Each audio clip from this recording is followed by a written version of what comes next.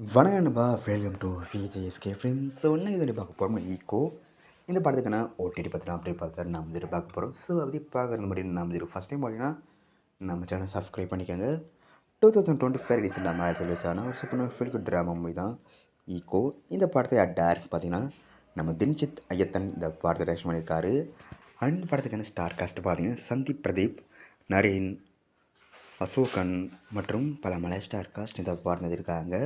So படம் thirds ஒரு வேலை எப்படி அனுப்பிச்சு ஒரு தரமான படம். இந்த படம் தேர்ட்ஸ் எப்படி இருக்குது, இந்த படம் பார்த்தா ஓட்டிகிட்டே வர சொல்லிட்டு பயங்கர வெயிட் பண்ணியிருப்பீங்க.